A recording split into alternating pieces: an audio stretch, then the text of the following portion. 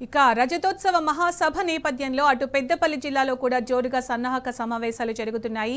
మరిన్ని వివరాలను మా ప్రతినిధి రమేష్ అందిస్తారు. రమేష్, పెద్దపల్లి జిల్లాలో సన్నాహక సమావేశాలు ఎలా జరుగుతున్నాయి, దానికి సంబంధించి అప్డేట్స్ ఏంటి?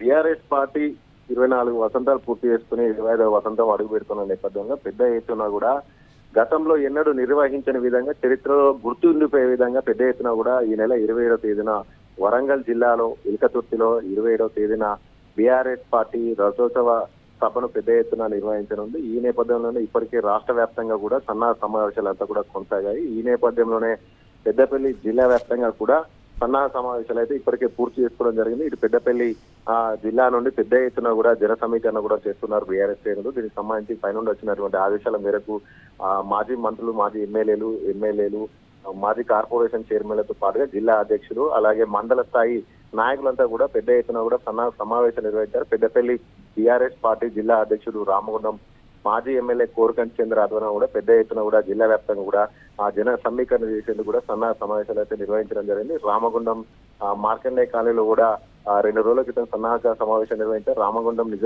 యొక్క వ్యాప్తంగా కూడా పెద్ద ఎత్తున ముఖ్యంగా రామగుండం నుండి సింగరేణి కార్మికులు పెద్ద ఎత్తున కూడా హాజరయ్యేందుకు కూడా సన్నాహక సమావేశాలు అయితే సూచించడం జరిగింది. అంతేకాకుండా అటు మంత్రినేని నుండి కూడా మాజీ ఎమ్మెల్యే పుట్ట మధుకర్ ఆధ్వర్యంలో కూడా సెంటినరీ కాలనీలో కూడా సన్నాహక సమావేశం అయితే నిర్వహించారు. పెద్ద ఎత్తున కూడా పెద్దపల్లి జిల్లా వ్యాప్తంగా కూడా ఎందుకంటే ఉద్యమ నేపథ్యం ఉన్నటువంటి ప్రాంతం కాబట్టి పెద్ద ఎత్తున కూడా పెద్దపల్లి జిల్లా నుండి పెద్ద ఎత్తున సభను విజయవంతం చేయడానికి పెద్ద ఎత్తున కూడా జన సమీకరణ చేయడానికి కూడా అన్ని ఏర్పాట్లు అయితే బీఆర్ఎస్ శ్రేణులు అయితే కూడా సిద్ధం చేసుకున్నటువంటి పరిస్థితులు అయితే ఉన్నాయి.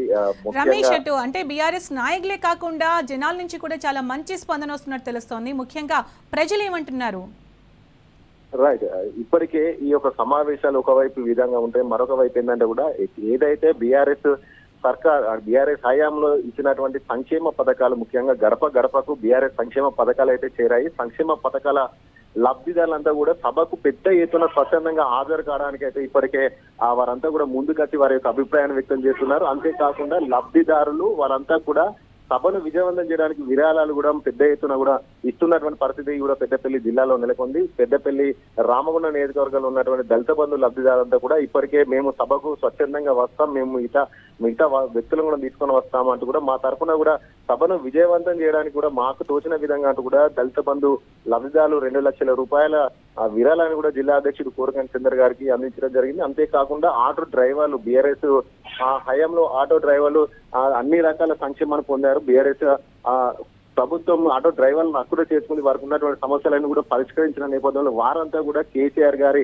సభను విజయవంతం చేయడానికి కేసీఆర్ గారిని కళ్ళారు చూసి ఆయన చెప్పేటువంటి మాటలు వినడానికి, ముఖ్యంగా కేసీఆర్ గారి స్పీచ్ వినడానికి అయితే పెద్ద ఎత్తున అయితే ప్రజలున్నైతే విశేష స్పందన వస్తుంది. అంతేకాకుండా విరాళాలు కూడా ఇస్తున్నటువంటి పరిస్థితి. ముఖ్యంగా ఈ 27వ తేదీన జరిగేటువంటి ఆ సభను అయితే పెద్దపల్లి జిల్లా నుండి పెద్ద ఎత్తున జన సమీకరణ స్వచ్ఛందంగా కూడా ఆ సభకు వచ్చి విజయవంతం చేస్తామంటూ కూడా ప్రజలు కూడా స్థానికంగా వాళ్ళంతటా వాళ్ళకి కూడా స్వయంగా వారి నోటితోటి కూడా చెప్తున్నటువంటి పరిస్థితులు అయితే పెద్దపల్లిలో నెలకొన్నాయి.